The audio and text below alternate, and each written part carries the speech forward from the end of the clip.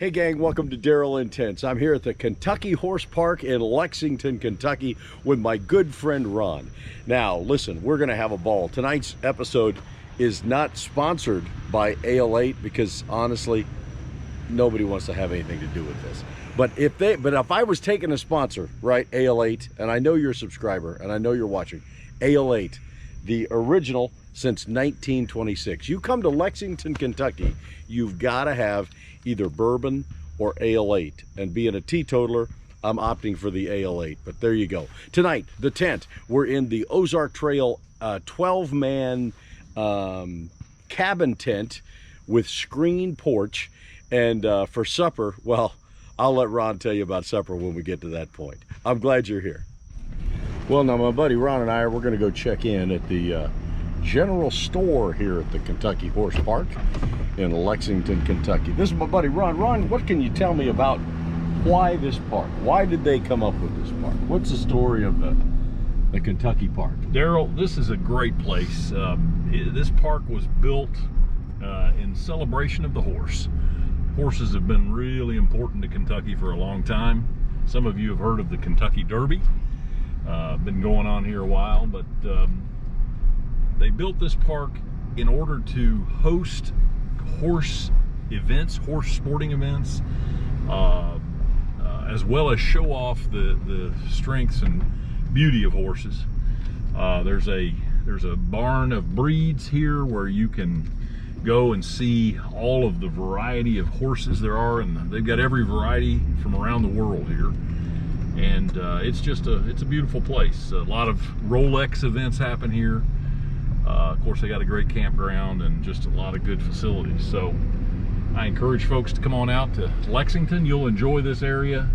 A lot of things to do, a lot of nice things to do. So come on out and visit. Terrific. Okay, well there you go. Straight from straight from my friend Ron. Did you hear that the Kansas City Chiefs won the Super Bowl?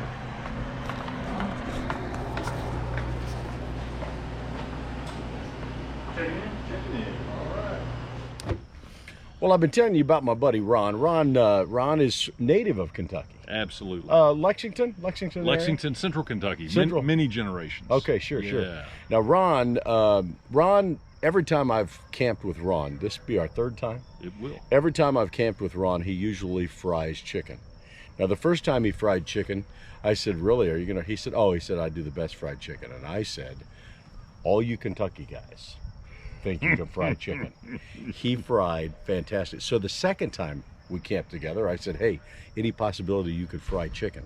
So we did, and it was fantastic. And so this time I said, "Ron, how about some fried chicken?" And he said, "I'm not doing it. I'm not frying chicken." So Ron, what's on the menu for tonight? Darrell, I'm excited about tonight's meal. I planned this with you in mind. We've got fresh catfish fillets. We've got, we're gonna have a beautiful russet potato, Parmesan mashed potatoes. Parmesan mashed potatoes. Yes, sir. We're going to whip up some fresh corn that I just pulled out of the freezer. I actually just put that corn up about 3 weeks ago. Comes out of Shelbyville, Kentucky, some of the best corn you'll ever eat. All right. And then we're gonna grill some asparagus tonight. This is a buttered grilled asparagus. Works out real nice on a little grill, and it's going to be good. Then for dessert, and I'm really excited about this, we've got Honeycrisp apple fritters. These apples are going to be fried in butter, little brown sugar. We're going to then put them in the pie iron in crescent dough and cook them on the fire, and then whipped cream on top. It's going to be good, Darrell. Ron, you're the man. And this is why I come to Kentucky. Ron, when you batter those, what's the secret? Darrell, this is some of my several herbs and spices batter. That's half cornmeal and a little bit of flour. Now, what you don't know is that I am a gluten-free guy. And so this is actually a gluten-free mix. I didn't realize that. Yes, that came here lately. Visit to the doctor told me I had a gluten intolerance, so I hate it, but it's actually worked out pretty good. The cornmeal seasonings, a little bit of gluten-free flour. We're battering this up. Great. If I was at home, I'd be using an egg wash on this, but you know, we're camping, so there you go. You don't always get what you want there, but this catfish is looking pretty good. Wow, how many fillets? 4 fillets? We got 4 big fillets here. Wow. I think we're going to be happy with that. We got some oil heating there in the skillet, and it's going to be fun. The way to do this, you want to be careful because you got a little bit of hot oil here. Right. You want to very gently just kind of roll that in, let that fall right into the skillet. Watch your fingers. Don't be splashing it around too much. Ah. There you go. You want these things floating free, not sticking to the bottom too much there.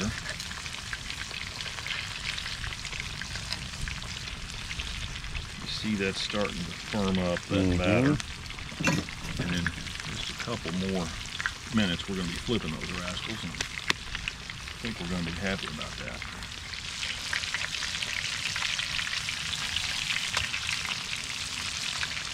Oh yeah, that's what you want to see. Nice. You want to see that meat stiffening look up. at that. That's pretty. Yeah. See that meat stiffening up. Oh, yeah. My word. My, oh, my. All right, that's a fillet of catfish. You can tell that puppy is done because he's stiff. He's stiffened up. He's no longer flopping around. But he is ready to eat. We're going to set him there, let him drain and cool a minute. Yeah, the old asparagus. You know, Darrell, this thing's a weed. Asparagus is nothing more than a weed. Once you get it started, you can't get rid of it. Is that right? Oh, it's and let me tell you how my old friend Al Morgart, retired Navy admiral, tremendous gardener, farmer, and I said, Al, how do you have such a fantastic asparagus crop? I've been trying for years to grow asparagus. He said, do you salt your asparagus? I said, you mean after I cook it? No, while it's growing. I said, well, no, Al, that would surely kill it. He said, absolutely not. Really? Salt makes it multiply and grow beautifully. Wow. Table salt. Wow. Yes, onto the asparagus, and that's how you make it grow. This is the kind of information that Darrell Intense subscribers, well, I would love to say have come to expect, but really it's the first time they've ever heard anything of substance. It's the kind of stuff they're going to hear from now on. Well, as long as I'm with my old buddy Ron, they are. Actually, here's how we're going to do this. We're going to take our tongs. We're going to move this asparagus aside, and we're going to start buttering that tray. Sure. That thing's starting to heat up nicely, and so we want a little butter on there. And that's going to keep our asparagus. That smells good. Yeah. Tell you, there's not much that butter won't cure. You got problems, get out the butter. Cooking problems, marriage problems, just get out the butter, friend. Now, Ron, have you found that the asparagus makes your urine stink? That's one of those things that I can't explain, Darrell. I wish I knew why. Because when I don't eat asparagus, my urine is usually very fresh smelling. Aromatic and fresh, yes. Yeah, asparagus has something in it that causes a bit of a stink when you If you know what that is, go ahead and comment in the comments. Put that in the comments. I'd love to hear what is it about asparagus that makes your urine stink. Help us with that. That'd be great information. Yeah. All right, Ron, you've got an 8-inch skillet here with some butter melting. Yes, we do. What are we thinking? That is where we're going to just give our fresh corn a little saute. Our fresh corn, a little saute. Now here's what you're seeing is this corn was cut off the cob about 2 weeks ago. Okay. Corn season ended here a couple of weeks ago, and we got some of the last of it. This is a beautiful white and yellow mix. that is... and that's just straight corn. That's straight off the cob, friend. Wow. Straight off the cob. Right. Okay, what are we thinking here, Ron? Darrell, what we did was we drained most of our water off. All right. We added about a cup of shredded Parmesan cheese. Okay. And about 2 tablespoons of butter. But what we're going for here is kind of a rough mash on our potatoes. I call them camping potatoes. Okay, what are we thinking here, Ron? Darrell, we're going to go ahead and plate up. All right. We've great. got our Parmesan mashed potatoes, camp potatoes. We've got our fresh corn bubbling there. We got our asparagus and our catfish fillets. You know what we need is tartar sauce. Friend, let me show you a little something here. All right. This is a container of our homemade tartar sauce What? right there. That's homemade tartar sauce. That's fresh homemade tartar sauce. Wow. Any special secret to that we would want? A lot of secrets. Wish I could tell them. You can't do it. Can't do it. Can't do it. Yeah. All right. Here we go, brother. Wow. There's That'll some work. potatoes. That's perfect. Here's what I'm going to do for the corn, friend. Watch this. Look at you. You can do anything with a Gerber. That's great. Thank you. All right. Here we go with some asparagus. Sure. Look at that. And That's got some nice color. On top of that, friend, Wow. that's a fish fillet. Wow. Can you handle another one? You know what? Let's have some fun. All right. Happy Thanksgiving, everybody. Amen. Well, we've already prayed for this. We have, Lord, thank you. Look at that fish. That the fish looks absolutely golden.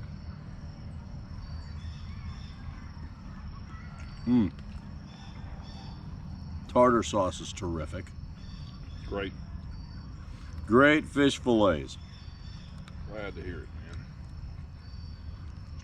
man. Parmesan potatoes. Those are good. Wow. Look at that corn.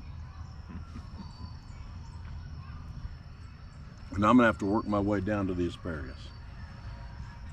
All right, we're gonna finish dinner and then we're gonna get started on the apple fritter. We'll get back to you. Okay, well, we've got a great fire going. It was a fantastic dinner. The asparagus was terrific, Ron. Nice job with the asparagus. Now, as you can see by this little guy, we are going to have some pie iron desserts here, and again, the dessert for tonight, Ron. We're looking at Honeycrisp apple fritters made in a pie iron. The way we're going to do that is we're going to saute those apples in butter and brown sugar. Then we're putting them into the crescent dough in the pie iron, putting it in the fire, baking it up. So you're just going to soften them up. We're going to soften them up a little, Darrell. Once they get a little tender, we'll put a little brown sugar on them, and they're gonna slide right into those crescent rolls and make a wonderful little fritter. Love it. A little more butter. Butter cures a lot of problems. Absolutely. Just giving this a little stir, Darrell. Great. You can Wow, see look these at that. apples are browning up quick. Yeah, that Pam baking spray just smells terrific. It's so nice. Darrell, what we're going to do now is grab a couple of these honey crisps. Were you able to put the brown sugar? Oh, you know what? I'm going to do it in the cake. Okie doke. Yeah, I'm going to do it in the cake. All right. I'm just going to slip a couple of these in. Yeah, that's good. About 3 of those, I Yeah, I think will think be that's adequate. a good call. Yep. Would you look at that? Onto the apple. There it is. Wow. There it is. Would you look at that? Now, Darrell, I don't know about you, but I like a red hot coal. Absolutely. So I agree. when I put my pie iron in, I will typically put it somewhere like that. Right.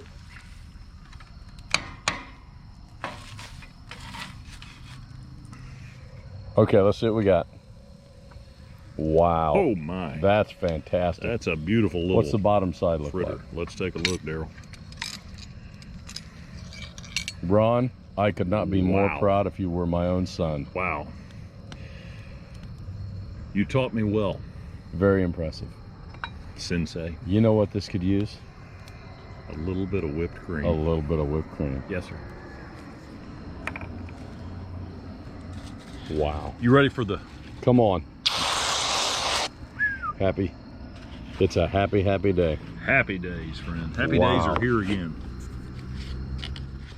Well, Ron, this is a big moment.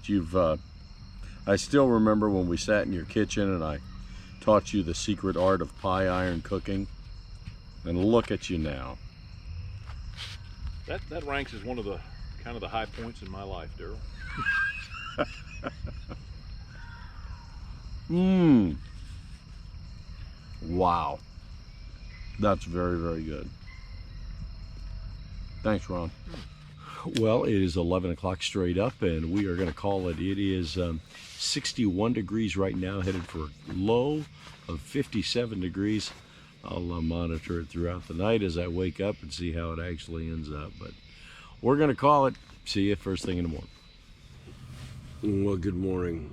It's 6 o'clock in the morning, and that just seems way too early. Now, I am in Lexington, Kentucky time, so my body is saying it's 5 o'clock in the morning.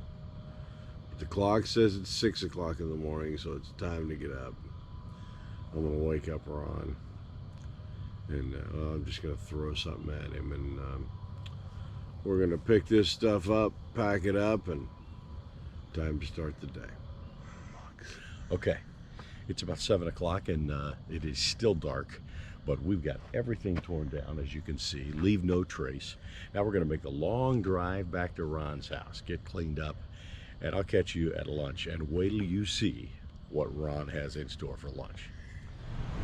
Okay, guys, so Ron has brought me here to Ramsey's Diner. Now, why on earth Ramsey's Diner has never been on drive-ins, diners, and dives is beyond me. I don't get it. I don't understand it.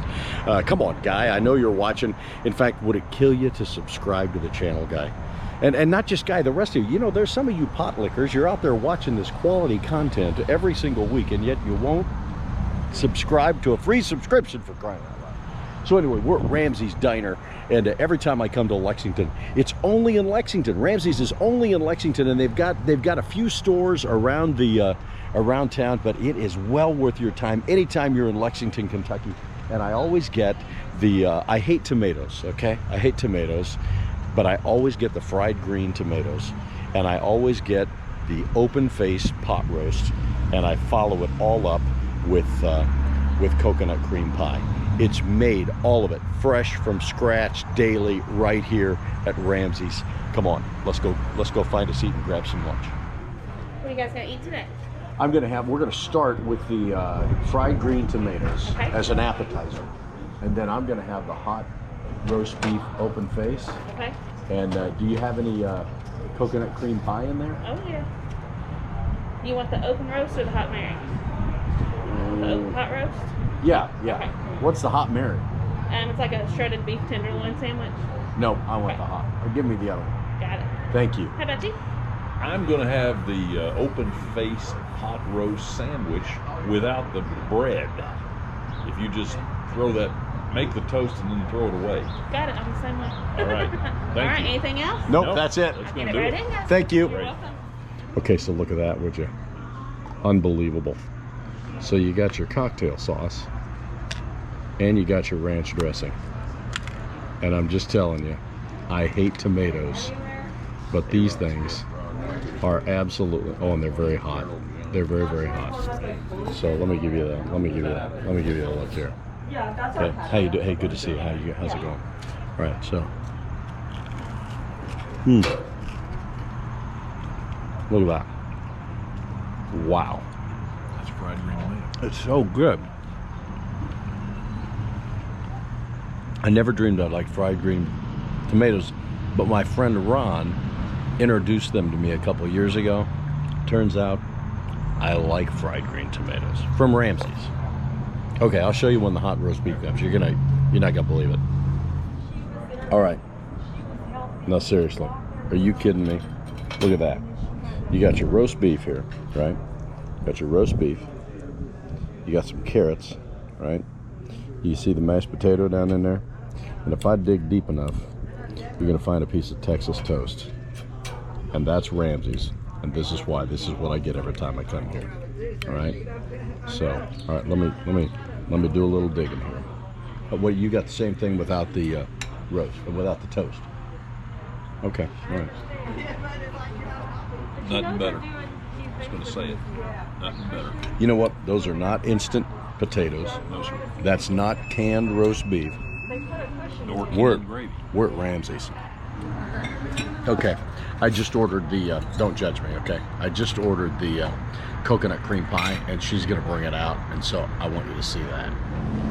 Okay, so take a look at that. Now, Ron, what did you get here? You got the butterscotch? Darrell, that's the butterscotch cream meringue. Oh my gosh, would you look at that? And this is the coconut cream. Look at the meringue. Look, the thing is just bleeding goodness right there. All right, let me show you what we got here, okay? Hey, how you doing? How's it going?